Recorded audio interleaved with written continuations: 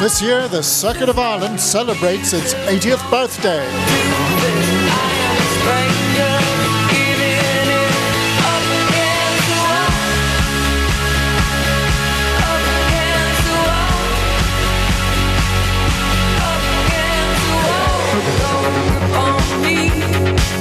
The best-known brand name in Irish rallying started as a Round Ireland reliability trial. It progressed to a driving test and navigation event, as these rare pictures from the Allingham family show.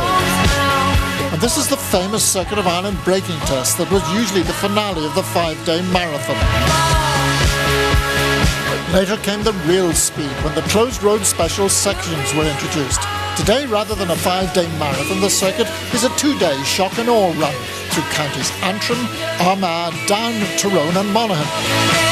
Armagh and Lisburn City Councils are the hosts for the 2011 Donnelly Group Circuit of Ireland, and one of the Orchard County's greatest drivers, Andrew Nesbitt, is our guide as we look forward to the great Easter event.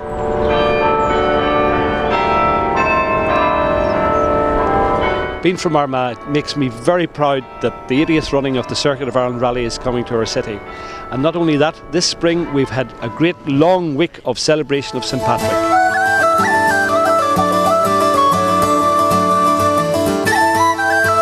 The heavenly voice of Cara Dillon fills Armagh's Catholic Cathedral in this, the oldest city in Ireland, the city of St. Patrick. Oh, the high, high walls of Derry look so dismal and grey.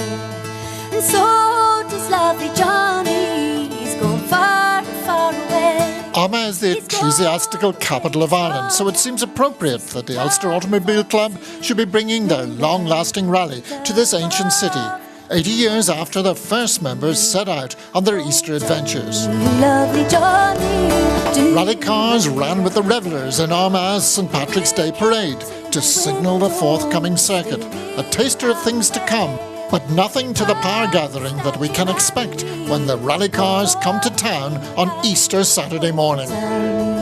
lovely Johnny, what is that to you? The World Rally Cars will lead the pack, with the winner likely to come when entries have been confirmed from the tremendous trio of Derek McGarity, Gareth McHale and Tim McNulty. McGarity is a 4-times winner of the circuit, and a 5th win would bring him level with the legendary Paddy Hopkirk. We've started this year with a Group N car just for a bit of cost savings, and the sponsors wanted us to go that way, but Circuit of Ireland means a lot to me. I would love to win it. Highly unlikely you could win it in a Group N car, so it'll have to be a world car. From my own point of view, I've won it 4 times. I would love to make it 5. It's my favourite rally, but let's hope. Gareth McHale is yet to win the circuit. He's been the runner-up for the last 2 years, and he's the current tarmac champion, so that Easter win is overdue. Well, we're trying to put the budget together to go out in a WRC car. You know, you're going to have Tim there, and you'll probably have Derek maybe in a WRC car as well. But really, you have to be in a WRC to beat those sort of lads when they're on top of their game. So we're trying to put the budget together there now to come out and do it, and hopefully start our tarmac championship off in the circuit. Tim McNulty is the man of the moment, having won the opening round of the Tarmac Championship in Galway. The Meath driver is always fast, and if he can hold it together, he can have his first circuit win and a substantial championship lead. Not only are we looking at the World Rally Cars this year, we're going to be looking back over the 80 years of the Circuit of Ireland and looking at a very strong historic content. Steve Perez is bringing his sensational Lancia Stratus to the circuit. You stand at the start and some people are going, it's loud, and other people are going, yeah, louder, louder. The British National Rally Champion is well able to drive the Italian supercar in spectacular style, and it's not the first time that we've seen a Stratus on the event. Cathal Curley drove the checkered flag entry in 1975 until it burnt out a piston, and in 1976 Pairing Walfordson was back in the same car. It's got a Ferrari engine in it, 2.5 litre, and this is putting out about 240 brake horsepower, which is a very, very special and very rare car. It's great that people can see these cars still existent. So it's the only one that's seriously rallying. Phil Collins is a frequent visitor to Ireland, and he has a pretty amazing escort. The ever-cheerful Welsh driver is coming back to do battle with the top Irish Mark II men. Davy Greer has recently restored an Opel Ascona 400, which he'll be bringing out over Easter, reminding us of some of the great appearances, people like Henry Toivonen and Jimmy McRae in the Rothmans Asconas in the 1980s. And of course, Bertie Fisher on the 1983 Circuit of Ireland Rally. Keeping up the pressure though is second place man Bertie Fisher from Ballinamallard, whose efforts to stay in touch with Brooks have opened out a small breathing space between himself and Terry Cabey in third place. Then on the Saturday stages there's the additional attraction of the Hankook Northern Ireland Championship runners, and they can be spectacular.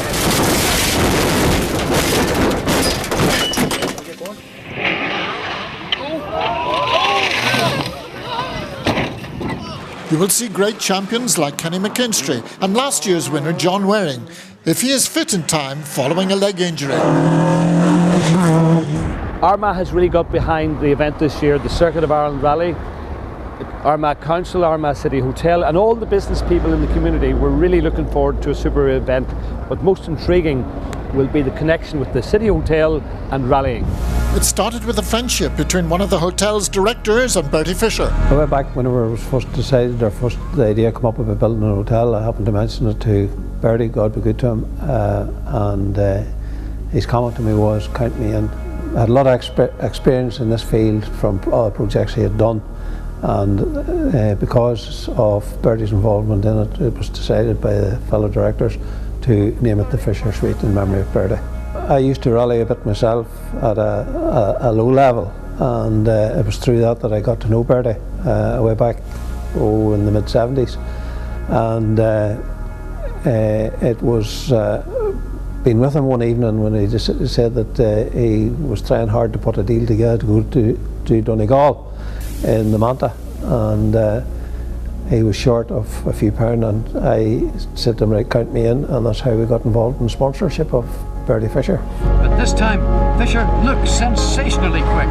There was a great partnership and it worked well, and we got great results and great enjoyment over the years. It's a great honour for me as a director of the hotel to have the rally here. When I first started rallying, to do the circuit was a big occasion. Things have changed as they have done in a lot of different sports, but it'd be my ambition, and I know it's the ambition of several people from in the sport, to bring that back, and I want to see that happening over the next few years when the circuit's here in Armagh. And to have the circuit is renowned worldwide. It's a fantastic brand name, and we just appeal to the people to come out and support it this year and enjoy themselves, and that's what it's all about. The Fisher legacy lives on, and after the break I'm going to be telling you about one of the greatest battles I ever had in rallying. It was none less than the legend himself, Bertie Fisher. And only you. The Circuit of Ireland Rally had many fantastic memories for James O'Brien and myself in 2002 when we won the event, but equally important was the 2003 battle that we had with Derek McGarity. It was absolutely fantastic. No stranger to Subaru power, and the man responsible for bringing many of the machines into Ireland is Derek McGarity, who's drafted Chris Patterson into the hot seat at the last minute. The Glengormley driver has sensationally slashed 3 seconds out of everyone on the short blast round St Angelo. But here on Ballyrea, Derek makes his first mistake. The spin is harmless, but this time loss should let it determine Nesbitt into the lead. Andrew, though, has had a disaster, jumping the start at St Angelo and picking up a minute penalty. He must be raging. Middle, right 7, left 7, over, Travis jump 24 through the farm. Travis jump 24 through the farm. Wipe out. Right very early. Square left 24. He pulls 12 seconds off Derek on Daisy Hill and 20 on the next test. But it's progress that's beginning to worry co-driver James O'Brien.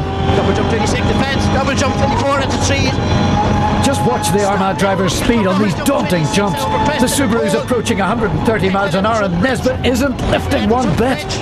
The cross member is bent on the jump. Caution seems to have been thrown out the window, and co-driver James O'Brien realises the car still has to last for 2 more days. And it's back off down here, Andrew, please. Mind my neck. On day 2, the rally moved across the border, and the battle between the two Subarus was just as intense.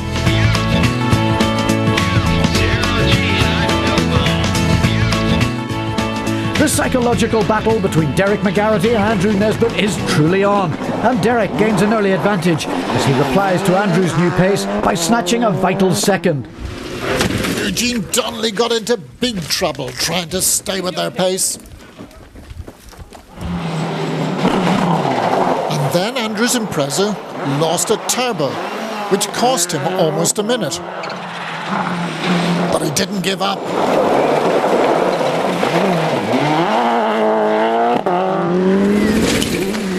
Andrew's massive attack on the early morning test has been thwarted by his Subaru rival. The stage miles are rapidly running out, and a further blow is the cancellation of stage 18, List 2. With over 45 seconds to make up, it seems a risky business to chase Derek. The epic battle came to a premature end with 3 stages to go when the power steering failed in his Impreza, so the Armagh man had to settle for second. In 1999, I had one of the greatest races ever with Bertie Fisher. It lasted 4 days and 4 nights, and on the last day it came down to a puncture. I'll never forget it. Now here's one to watch. Armagh man Andrew Nesbitt may only need James O'Brien's instructions as a reminder on the first day, as the organisers have kindly placed the Good Friday loop of 6 stages in Andrew's homeland. Once he gets into Armagh, he flies. 4 seconds up on stage 2, 5 on stage 3. He's checked back by Fisher on stage 4, but he leads the rally by 6 seconds into Newry. Never has so much been provided by so few for the enjoyment of so many. This is classic rallying, with 2 great drivers right at their limits, and a massive quiz game at each service point as to what compound of Pirelli to fit.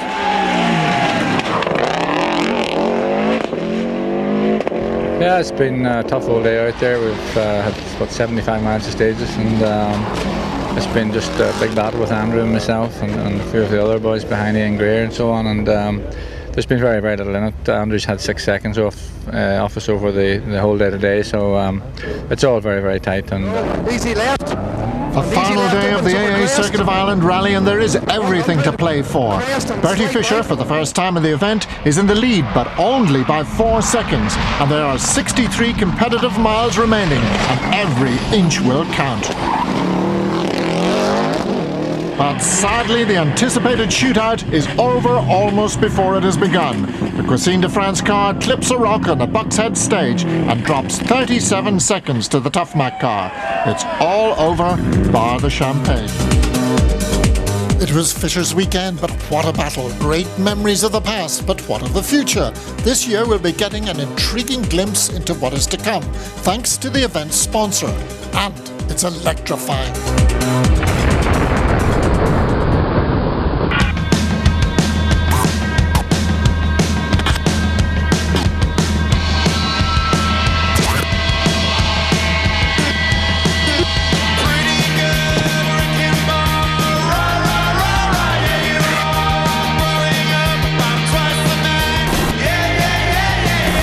Electrifying news is that the Donnelly Group are sponsoring the circuit to promote the electric car.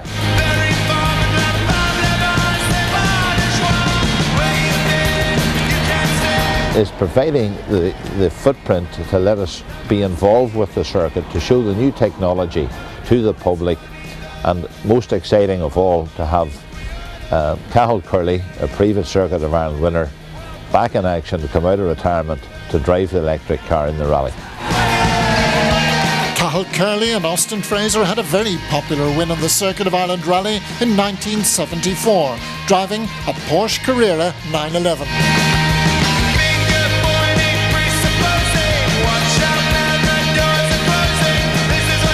Well, the Republic of Ireland have been leading the electric car plug-in technology, and they're now going to have 10% of all cars by 2020. We will see over the next year as much as 100 to 150 plugs established right across Northern Ireland. The selling price of this car is $28,900, and at the minute there's an OLEV grant of £5,000 and to take that car back to $23,900. Zero road tax for business users, 100% capital allowances.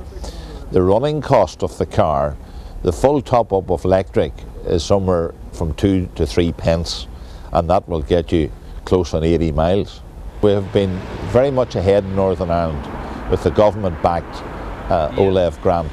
The committee of the Plugged In Places Committee in Northern Ireland have secured a massive grant just launched in January, which will allow Northern Ireland to be one of 5 areas in the UK to be ready for the cars coming, and that's going to leave us well ahead of the UK. Most people will charge the car while they're sleeping. The fast chargers on the streets can top a car up to 90% of its full battery within 20 minutes.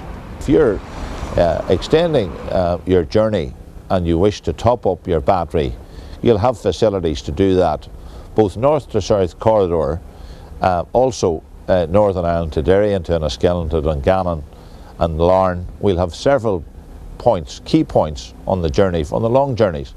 But most towns and councils will support this and are doing so at the minute.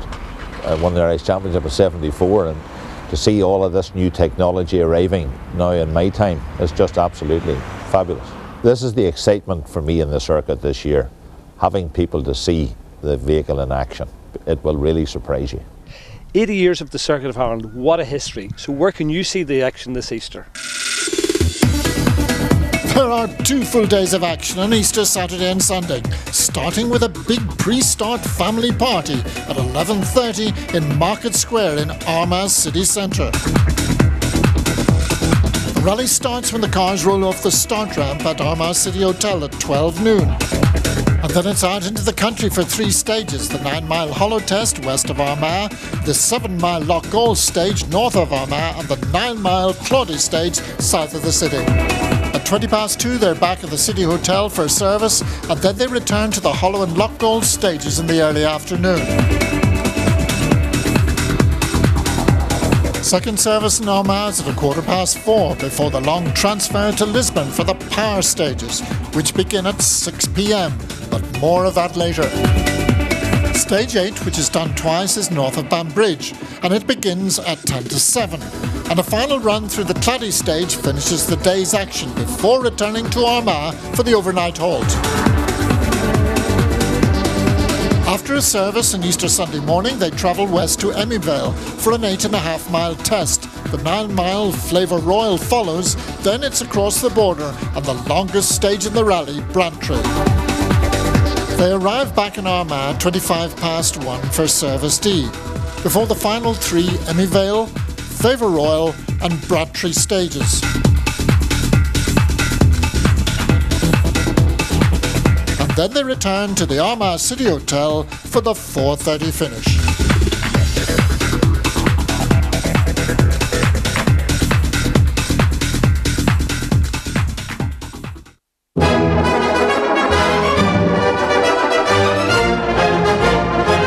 Lisburn Council and the Ulster Automobile Club have been speed partners in the past when they held the famous Tourist Trophy long-distance sports car races on the Dundrod circuit in the 1950s.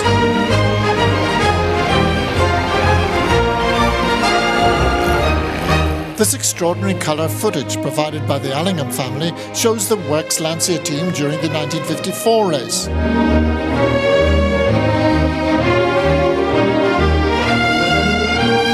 That's Mike Hawthorne in the Works Ferrari. He would become the first British driver to win the World Championship. The racing stars of the world were in Dundrod in the 50s, and now the Lisburn City Council will be returning to the power game with a spectacular special stage right past the Ryland Arts Centre.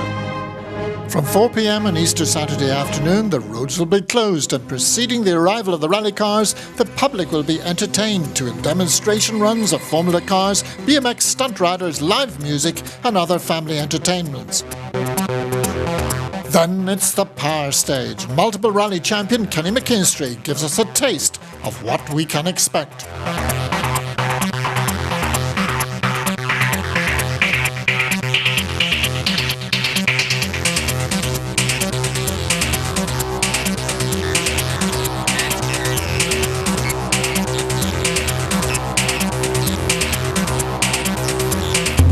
So we're just approaching the start of the stage now.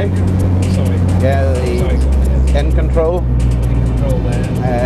Stage start is just going to be at this sign. And now we're flat out, we're on our way.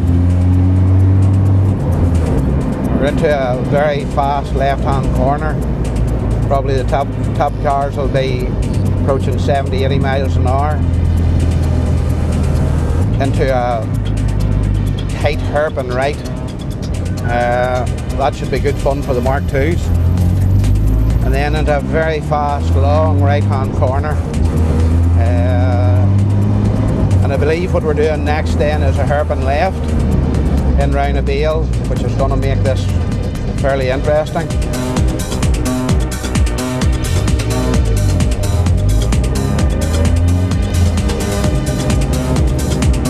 A small jump here. Who knows how far we're going to get a bit of air, that's for sure. And into another fast left-hand corner. Again, some of the top cars will be doing 70, 80 miles an hour. Into this corner and a hairpin right. And then square left. Into a long open hairpin right. It's very unseen in here. Imagine if those tiles are wet, it's going to be very slippy. Lots of spectators on the left-hand side, so they're going to have a good view of the action. And into a hairpin right and a tight square left. And again, there's a bit of water on the right-hand side. Everybody needs to be careful.